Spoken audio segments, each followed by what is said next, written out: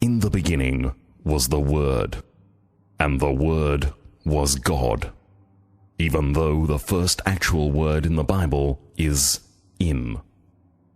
For billions of years, God resented being just a word and spent much of his time lobbying to be upgraded to a sentence or even a subclause. But his efforts were in vain, and within time he decided to quit his job as a word and try his hand at becoming a divine entity instead. On his first day, God said, "Let there be light," and there was light. But only for a few hours, since daylight savings had just ended. And on the second day, God said, "Let there be sound," but preferably not Miley Cyrus, nor anything too cheesy like ABBA or the Grease Megamix. That, lo, will only encourage fat, uncoordinated people to dance badly at weddings. But God's request did fall on deaf ears which, ironically, he himself had just created. And thus, popular music was here to stay forever. Every era moves to the beat of a different drum, and each week we turn to one man to explain what those beats mean and why Ringo Starr will never be as good a drummer as the Duracell Bunny. Ladies and gentlemen of the world, that man is Captain Blow, and this is the Blow Parade. Blow Parade, Blow Parade, it's a Blow Parade, Blow Parade. Hair loose and gel, it's a good time to sell. How the hell are you? Captain Blow behind the wheel for another week on the good ship Blow, charting the coastline of a brand new country I like to call pop. And up ahead I can see nothing through the binoculars other than tunes.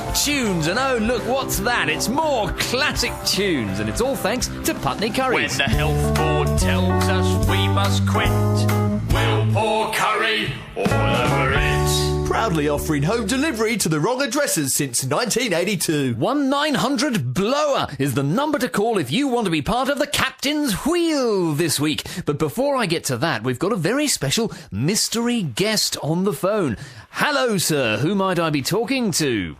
It's Lou Reed. Lou Reed. And to what do we owe this completely spontaneous, unexpected pleasure? Well, I just wanted to call you up and let you know how much I love your show, The Hit Parade.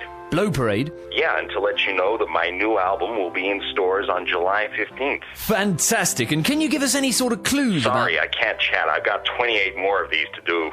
Well, how about that? I've interviewed a lot of the greats in my time, but I think I'd have to say that chat with Lou Reed would have to be right up there as a personal career highlight. And of course, we'll upload that full Lou Reed interview onto the website at blowparade.com. Magic stuff.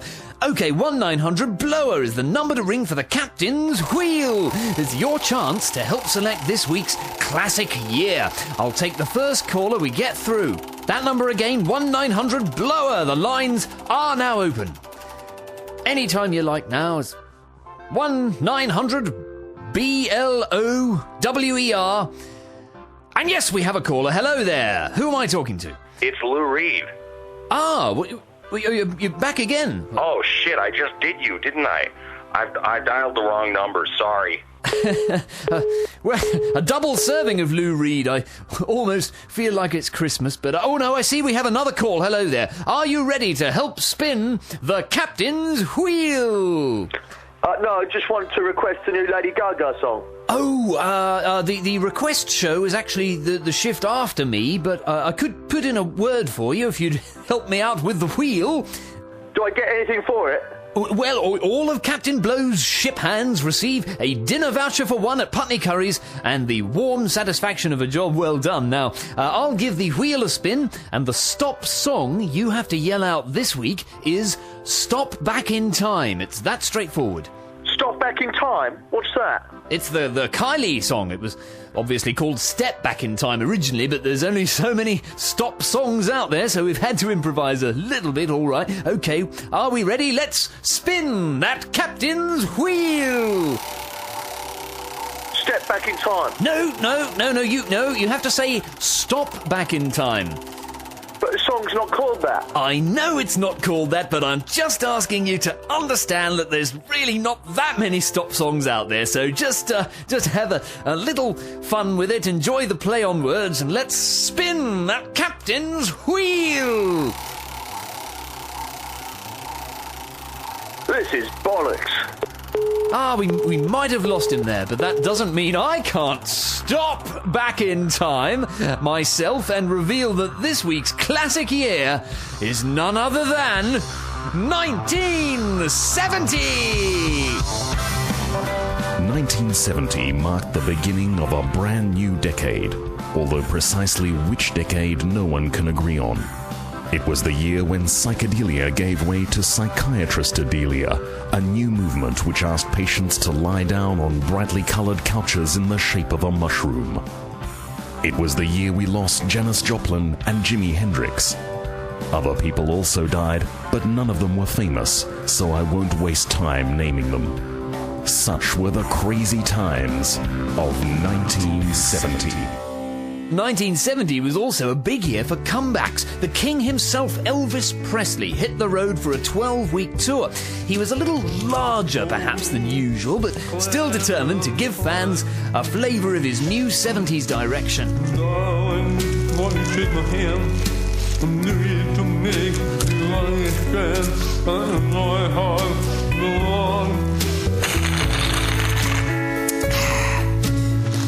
Legendary stuff, and the Beach Boys weren't going anywhere either, or were they? In 1970, they left the beaches of California for the countryside and discovered that pastimes other than surfing could still make fab pop songs. If everybody had a compass and found magnetic north, then we'd all go navigating on the official course. If everybody had their own map and had to find their way, would they go the right direction? Orienteering USA. I don't mind a spot of orienteering myself every now and then, but let me orienteer you now towards our 1970 feature record. And anyone who was alive that year would know it was a massive year for funk. James Brown, Stevie Wonder, Kool and the Gang, but perhaps the most innovative and influential of all the funk bands were those super cool cats themselves, Funkalicious. And up next, we'll go behind the making of their astronomically successful record, Planet Funk. I think a lot of people thought we were all on drugs. And it's all thanks to Putney Curries. If you come across a bacteria bit, we'll pour curry all over it. Right across the globe, this is the Blow Parade, and oh, there she blows! It's time to get into this week's classic record from 1970. They may have been white boys from the Midwest, but they could still get down and funky with the best of them. And I have a feeling this is going to be a fun one. The band was Funkalicious, and the album was Planet Funk. Well, hey, everybody, get your feet here on the floor. Gonna teach you a dance that you're gonna love for sure. The dance is called the goop. It goes a bit like this. It's a funkalicious craze that you really shouldn't miss. You take a step to the left, and put your feet on your nose. You wrap your leg around your neck. That's how the goop goes. As a young boy, Jerome Willis had a dream where he saw a group of musicians playing on the moon. He recognized the face of one of the musicians as his own. It was a real weird dream, but it felt incredibly real, and I took it as a sign that some cosmic force in the universe much bigger than any of us was calling me and telling me to surrender my life to music. The dream left an indelible mark on Jerome, and by the time he turned 18, he began looking for like-minded musicians to start a band. Detroit was quite a happening scene in the mid-60s, what with Motown and Beard Town, even Sideburn Town. But I wanted to avoid all that and do my own thing. And the first guy I got in touch with was Larry Ford, who at the time was doing a show at the local radio station, specializing in these hilarious crank calls. Half pepperoni, half Mexicana, and half ham and pineapple. Oh, that's 3 halves. Yeah, how much will that cost?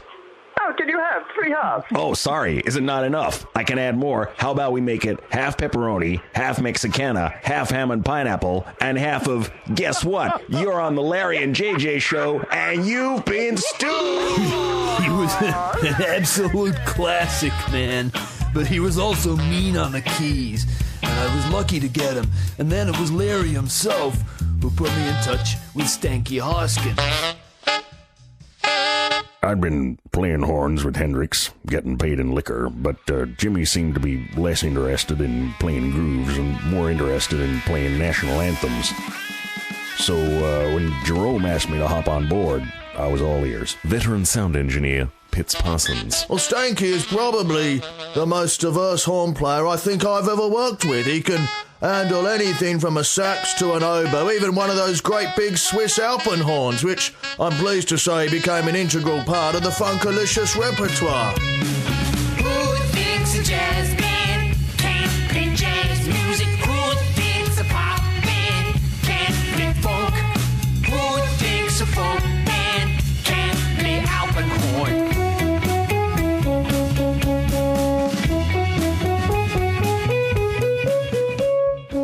With the band's lineup beginning to take shape, Jerome's remaining task was to find a bass player and a drummer.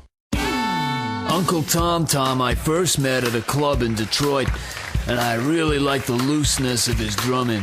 I thought he had the right vibe, although he had this slightly unusual habit of snoring while he was awake. It happens even when I'm speaking. I've got no idea why. It's not something I've got any control over, but I've done it for as long as I can remember. I mean, even on my wedding day. This ring. With this ring. I thee wed. I'm sorry, son. Are we keeping you up? I can't help it. Then on bass, I brought in Cat Flap Curtis, who was one of the coolest cats I knew, but at the time, he'd been having some problems with rehab addiction. I'd been addicted to rehab clinics on and off for 8 years, and I wanted to knock it on the head and get clean. So I booked myself into rehab, but that just made matters worse.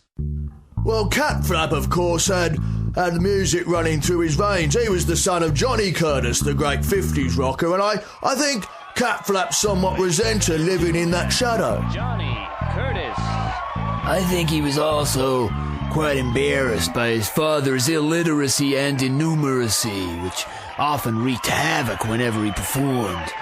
A 1, a 2, a 1, 2, 9, 5.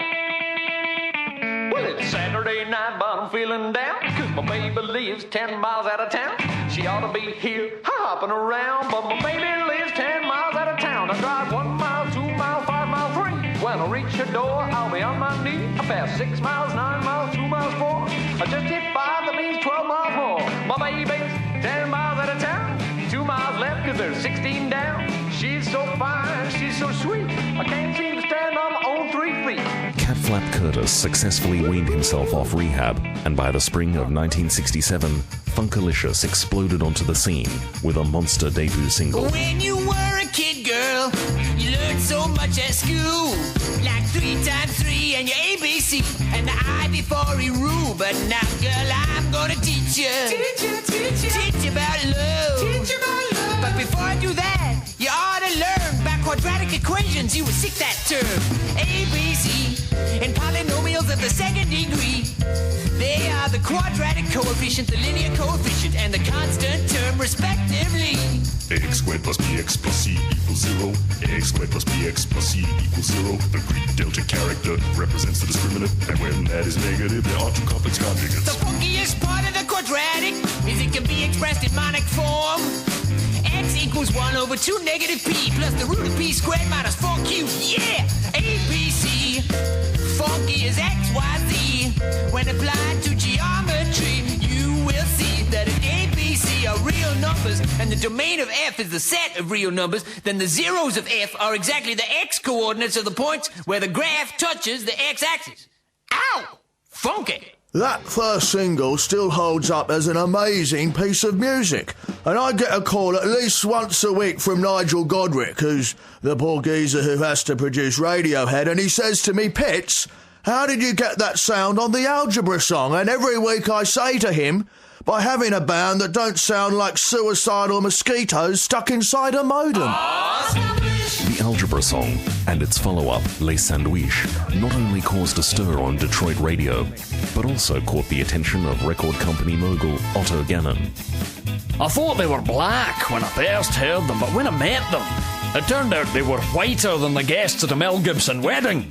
When we first met Otto, he took us to a hotel room and started going on about how the housekeeping staff always fold the toilet paper into a little arrow, you know, the way they do. And he got on the phone and he made the staff come in and fold everything else in the room that way. The curtains, the bed linen, all the paintings on the walls, everything had to be folded into a little arrow. Even when he ordered a schnitzel from room service, he insisted they fold the schnitzel into a pointy arrow. He was very particular about it. You call it particular, I call it consistency. And the plankton who run those hotels should just be grateful I don't make them fold the fucking B-day into a wee point as well. Take the bread and lay 2 slices down. Take a knife, spread butter all around. And buy some ham and put it on the bread. If you don't need meat, just have it plain instead. I think the idea behind Funkalicious was always to try and out-funk every other funk band out there, and if we couldn't do that, then we at least wanted to say the word funk more than any other band. So on a record like Funk Silhouette, you got a track like I Got the Funk. Yeah, I got the funk. I got the funk. I got the funk all night long. And then you got I Want the Funk. I want the funk. I want the funk. I wanna get myself some funky time. Then that goes straight into I Feel the Funk. I feel the funk, funk, funk, funk, funk, funk, funk, yeah. Feel the funk, funk, funk, funky, funky, funky, funk, funk, funk, funky, funk, funky, funk, funky, funk, funk, funk, funky, funk, funk, funk, funk, funk, funk, funk, funk, funk, funky, funk, funk, funk, funk, funky, funky, funky, funky. In March of 1970, with growing momentum behind them, Funkalicious went back into the studio to begin work on their magnum opus, Planet Funk. By the time they'd actually got around to recording the Planet Funk record, Jerome was being exposed to a lot of new influences and new experiences, and I think it was about this time he started thinking of himself as some kind of cosmic deity, sort of like L. Ron Hubbard, only with slightly more normal followers. If you wanna be my lover, get on board my spaceship soon. We'll make intergalactic love now, baby. Funky here on the moon. Let me take you to my planet, have a party in my big black hole. We show the aliens how to get funky, give them groove and give them soul. Space Jam, Space Jam. I'm a funky alien. Space Jam, Space Jam. I'm an astro funky man. And you got to understand, funk is my master plan. I think a lot of people thought we were all on drugs, but the truth is, we were completely clean. It was our instruments that were on drugs. Yeah, it was actually Pitts' idea, I think, to rub LSD on all the guitars and the horns, and then we injected the drum kit with heroin, so by the time we came to record, the instruments were actually quite out of it, and I think that comes through on the record. Pitchfork music writer Armando Hirsch. I think there's a wonderful viscerality, if you will, behind the bass lines on that record, and I think Cat Flap Curtis would have to rank as one of the most audacious and visceral bass players alongside the likes of Julian Coster from Neutral Milk. Yeah, I know not to say that band's name. I've learned what happens if I say Neutral Milk Hotel. Oh, come on. Now you're pouring slime on me? Jesus, you wouldn't have treated Lester Bangs this way. Oh, for God's sake, again? Was that for the Lester Bangs reference? Oh! Okay, I'll be quiet now. Planet Funk quickly became the highest-selling funk album of all time, and even received an unusually grammatical review in England's NME. But the lengthy recording process had taken its toll on the band. I think the album was definitely a draining experience for us, but I actually came out the other end more committed to my music than ever before. And in fact, the day the album went to number 1, I went home to bed and I had that exact same dream of a band performing on the moon. This time, I knew it was time to make it real. For the next 12 months, Jerome Willis devoted himself exclusively to making Funkalicious the first ever band to play a concert on the moon. I've had some batty ideas in my time, but this took the biscuit, and I knew it would be harder to pull off than a Roman eunuch. The band's one stipulation was that they wanted the concert to be kept completely secret. No fans, no media coverage, no cameras. With the help of NASA, they arranged a private stealth mission to the moon, on board a rocket which they named Live at the Apollo 13. 1, we have funk. Audio check, can we get a mic level from me, Jerome? 1, 2, 2, 1, 2. Roger that, and now Catflap. 1, 2, 1, 2, funky. Roger that, and now Uncle Tom Tom, please.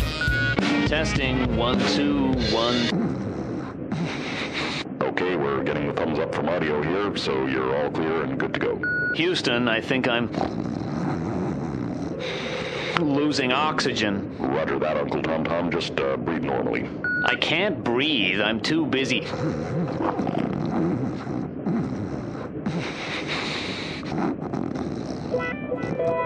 Snoring. It was just magical, like a blowjob from Katie Lang. It was one of those great once-in-a-lifetime opportunities, just the lads, the moon, and the universe, making music while the rest of the world slept. For Jerome Willis, it was literally the fulfillment of a childhood dream. Back on Earth, the band was inducted not only into the Hall of Fame, but into the Hall & Oates of Fame as well. They also received one of the ultimate tributes by having their waxwork images unveiled at Madame Tussauds in Las Vegas. It was a great honor, and it should have been a day of great celebration, but Stanky got pissed off because he didn't think his waxwork likeness did him justice. And I never faced due east. And also, that Alpenhorn is not my preferred brand. And then he took matters into his own hands. Hey, come back with your own likeness. There's only one place for this hideous aberration. By kidnapping the waxwork and burying it in the Nevada desert. I gotta dig me a big old hole so I can accommodate this here waxwork. And the wax Alpenhorn. Then he went back to Madame Tussauds and just stood as still as he could on the original spot. I'm sorry, but the original waxwork didn't cut the mustard. So, yeah, I took its place. What's the big deal? In fact, as you can see, I'm still here now. I really shouldn't be talking to you right now. It breaks the illusion.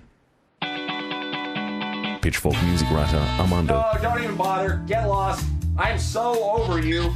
I've got the new Panda Bear record to listen to, so I'll just be over here listening to the new Panda Bear. Planet Funk remains one of the most acclaimed and least listened to records of all time, and truly deserves its place as a classic album.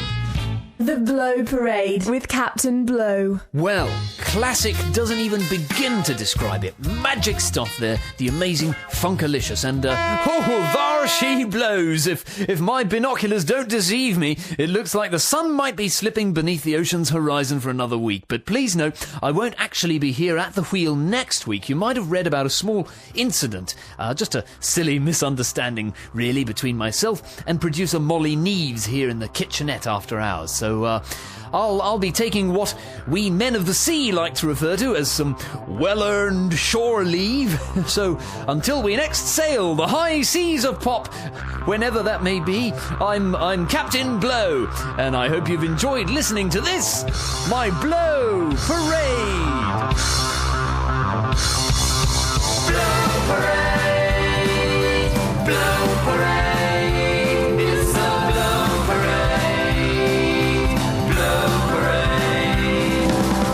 Captain Blow would like to thank Chris Taylor, Andrew Hansen, and Craig Shufton for making the Blow Parade possible. Podcasts are available at triplej.net.au.